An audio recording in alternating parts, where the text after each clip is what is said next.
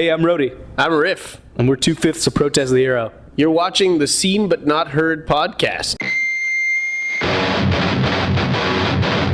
Hey there, once again, welcome to the Seen But Not Heard podcast. I'm Phil. We're at the Bottom Lounge in Chicago, and joining me on the podcast today, we've got 2/5 of Protest the Hero, Arif and Rody. Thanks for coming on the podcast, you guys. How are you doing? Quite well, thank you. Yeah. Thank you for having us. Yes, thank you very much for having us. Ready to kick off this tour? Is this the first night? This is indeed. Yeah. Whether we're ready is highly debatable. I guess you'll have to ask people after the show. We'll see afterwards. I talked with the safety fire guys, and they were telling me some British slang, and they said one thing that they often say is big. They say just like that, big, and that means that something's good. So they said, if we do a good show, make sure that you yell out big. So maybe for your show too, if you guys do well, I'll let you know. We'll be going little petit. Petite. Cool. Now you guys are from Canada, eh?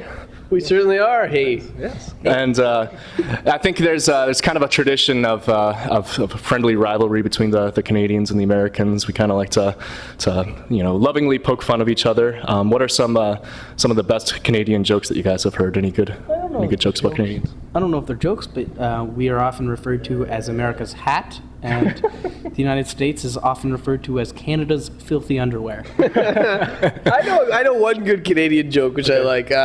How do you get 30 Canadians out of the swimming pool? How? Everybody out of the pool. We're just ready to listen. That's what's going on. I get it. Well, I had some Canadian roommates when I was in college, and they thought that every American had a gun in their household, and that we were all, war-craving people, which honestly is not too far from the truth. I was going to say, is that not the truth? Right. Well, I mean, so long as I assume that you guys all have pet moose and use maple syrup on everything that you eat, I would say, yeah, all of the above is true. I put maple syrup in my coffee sometimes. Do you really? I actually do that. I do. The maple syrup season was actually quite short this year because it got very warm, and it is in the winter that is the prime season for maple syrup. And I know there's a bit of a shortage right now. Yeah, you guys don't cover Canadian news much, but we're going through a syrup famine right now, and we've got a lot of Canadians leaving the country for greener pastures where the syrup is sapping. It's just a shame. I'm sad to hear that. Hopefully, you guys have your economic problems. We have ours as well. You know what they say though? You got to keep your stick on the ice. Yeah, and for God's sake, don't rip your sweater. It's good. That's actually a saying. In Canada, it's a hockey saying. Don't rip your sweater. Is that like don't get your panties in a twist or something, or what is that? No, it's like just keep going under, bud, but don't go nuts. Nice. I'm sorry if I don't understand. My dialect got a little thick there. Now, so we've covered like some of the stereotypes and such, but could you maybe enlighten us on what exactly is the music scene like in Canada? What's going on there? What was it like growing up there? Kind of fill us in on what it's like. I think the best part about the Canadian music, I don't want to say the industry, but music in Canada, is that we are very fortunate to have a lot of grant programs, which allow Canadian bands to be competitive outside of the country, like on an international level, and certainly we've taken advantage of it. And I think that with every joke of a video that we put out on the taxpayers' dime, we are turning people conservative. People are wasting their money giving it to us, and they are sick and tired of it. So we're going to enjoy the grant program while we can, and we're going to be a penny on the GST. And but no, I think that's a very healthy program that we have going in Canada. Sounds awesome. Yeah, absolutely. I mean, I don't think there's anything quite like that in America, and there is in other countries, but as far as I understand, Canada's is very strong, and we've certainly taken advantage of it. Mm-hmm. Cool. What were some bands that you guys kind of came up with, or some bands that you really respected kind of growing up in Canada? Well, one I think that we can agree on is Propagandhi. Yeah. They're just phenomenal. We listened to them when we were very, very young, and they continue to put out quality records that we can continue to listen to, which not a lot of bands can do. So there's a certain element of pride having them as kind of part of us. Right. We're inside of Our own, our precious. Sometimes we meet Americans that are big Propagandhi fans as well, and sometimes I think it might speak to the Canadian in them, that little voice of dissent that so many Americans do have, who are fed up and sick of some of the things that are going on here. Not to say that, not to say that we're saints up in Canada. I mean, we're certainly involved in some underhanded, shady dealings as well, but I think when your average American fan gets into Propagandhi, it has something to do with a little little bit of self-hate that's going on. Sure. Now, Rody, this is kind of a question for you. I've noticed that your vocal style in particular really kind of, in my opinion, harkens back to an earlier kind of metal style of singing. There's a lot of falsetto and vibrato, and it's just kind of all over the place. What were some singers or vocalists that you had a lot of respect and appreciation and admiration for kind of coming up? Yeah, there's definitely some like older metal dudes that helped shape my style, like Rob Halford and Bruce Dickinson, Dio and shit like that. But there's a lot of singers that kind of sing in that style, but don't necessarily sing in that genre. Like Colm Wilkinson. Like if you put him in a heavy metal band, it's just like he's gonna be the greatest heavy metal singer ever. And the reality is, it's just because he's an amazing singer. So there's a lot of different places that I steal from, and for some reason it comes together and it makes this like kind of archaic heavy metal voice. Sort of. Last week we were in Germany doing a tour, and we were just having like one of those nostalgic sort of trips down memory lane, listening to old music that we hadn't in a while. And we put on Symphony X, The Divine Wings of Tragedy, which, if I'm not terribly mistaken, I think came out in 1996. Yeah. And we were listening to Russell Allen do his thing, and the guy is such a phenomenal singer. And the whole time I was like, you know what? There's a little slice of Chode Walker in this Russell Allen. There truly is. And he's a guy who's got like rock and roll grit in a metal band, which I think is a great Russell thing. Allen is phenomenal. He's just outrageous. Like if you've heard Atomic Soul, you really get the rock and roll feeling, and you see that side of him, and there's so much more to like that heavy metal voice, as opposed to just all these kids screaming and doing all this stuff. Like there's this soul that can exist there, and it comes from a very rock and roll based background. And I think a lot of people are missing that kind of like rock and roll attitude, Now, Protest the Heroes music is obviously very progressive. It's really all over the place, kind of hard to predict. I'm curious how you go about writing vocals on top of that. How on earth do you come up with these melodies and vocal lines going over everything else that's happening in the band? It just kind of happens, It's like we've been writing the same songs for so long. No. But what, 12, 13 years? Something like that.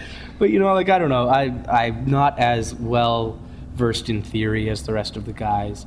And so, like, they give it to me, and I just, I try and count sometimes. But for the most part, I'm just trying to do something that sounds good to me. And sometimes it comes off quite well. Sometimes I fail miserably. But it's not the easiest thing, but it just kind of happens, Yeah. And on the last album, you started writing more of the lyrics as well. And Arif, on previous albums, you were kind of the predominant lyricist. Was that like a conscious decision that you made? How did you guys kind of come about deciding that Rody's going to start doing the lyrics now? What went behind that decision?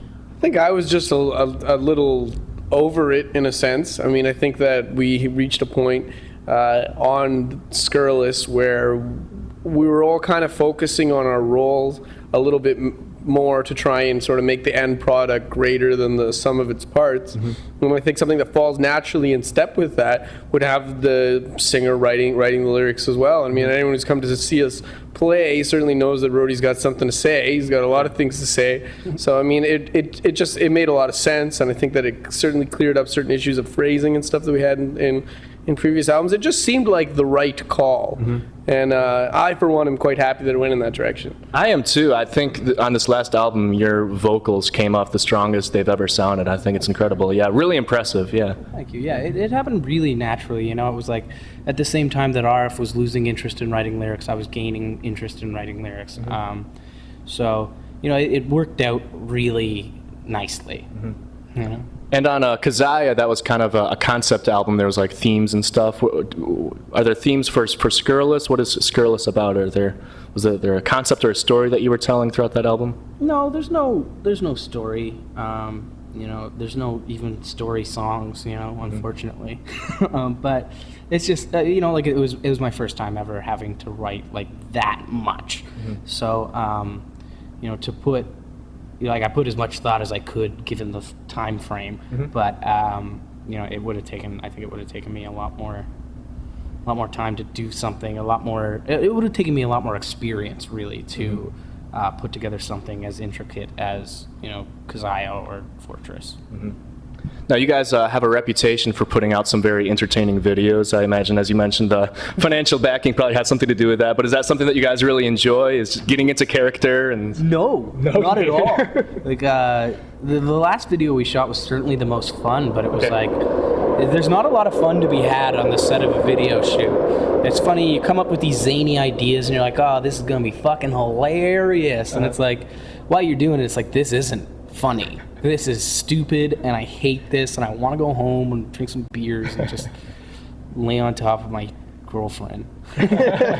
don't we all? The fastest way to feel like a complete jerk off is to turn a camera on you and put an instrument in your hand that's not plugged into anything and pretend like you're rocking out and having a good time. Lip syncing and It is impossibly stupid. Like it's really, really uncomfortable. Sure. But I mean, it's not so bad riding go-karts around and roller skating and stuff. That's It comes off on camera really well. I think the fans especially really love it. It's very entertaining. We're really good fakers. Maybe you have an acting career after your music career someday. Speaking of which, actually, Arif, I saw in the news that you were involved in some theatrical production recently. Tell us a little bit about that. That was in the news here? Well, online, yeah. I heard about it at least. Chicago Tribune. Yes, a while ago, I have a good friend named Adam Palazza at home who has a theater production company called Theater Run, and his background is in mime and mask and sort of physical theater, and I play string bass, like upright bass, at home as well. And he and I had often talked about doing a project together. And finally, it kind of came into fruition. And what we decided to do was an adaptation of an early Dostoevsky novel for 2 actors and string bass. So I was on stage narrating and playing. And the piece was like really a heavy lean in the direction of kind of vaudeville and cabaret. Like, it was a very dark piece with a lot of fog and sort of footlights and whatever, but the actual action on stage was a lot of physical comedy, like slapstick and mime, wherein the bass would sort of punctuate a lot of the movements of the actors. I see. So I had a really fantastic time putting together this, it's dark material about a guy kind of, coming to terms with meeting his doppelganger and really having to confront the double that lives inside of him. So while the subject matter was really dark, the actual action of the play was actually very light. So I had a really fantastic time doing that, and I was fortunate enough to get some great reviews, and it looks like it'll get remounted at some point. Oh, that's exciting. And I definitely got, it was really nice to be able to exercise some of those chops on the upright, and because I certainly haven't been able to incorporate that into Protest the Hero or anything like that. So it was nice to have a creative endeavor that was outside of the band. Cool. As someone who just watched it, like from an outsider's opinion, I went and it was fantastic. It was really, sometimes like if you read like a brief synopsis of what it's going to be, it might sound a little dry or a little dark, but it's not at all. It's incredibly engaging. It's hilarious. The acting is phenomenal, and Arif did a great job. It was fantastic. Good for you, Arif. Thank you very much. One other question that I have for you guys, in the upcoming year, any plans, any announcements, any things that are happening that you want to share with your fans? Yeah. Planning on coming out of the closet. Okay. That's one announcement that we're making right now. Right now, oh my God, a Seen But Not Heard podcast exclusive. It feels fabulous. No, that's ridiculous. We've been out of the closet for a very long time at this point. But no, I don't know. There's talk of, like, we're in the process of the really preliminary stages of a new record. We'll spit something out probably first quarter 2013. We're going to South America at the end of May, which I think it'll be great, and we're going to India in August, which is great. I'm really looking forward to it. But I was telling my mom, because it's something that I was would be really keen on playing in India, and she started laughing, and I was like, "Hey, Mom, why don't you chill out and stop laughing? This is my life, and these are my dreams." And she said, "Have you ever considered what India might be like in August?" And then I thought, you know what? It's going to be 50 degrees Celsius, and it's going to stink to fucking high heaven, I'm sure. But I mean, hey, you can't turn down an opportunity like that. That's for damn sure. Kind of thing. Yeah. Cool.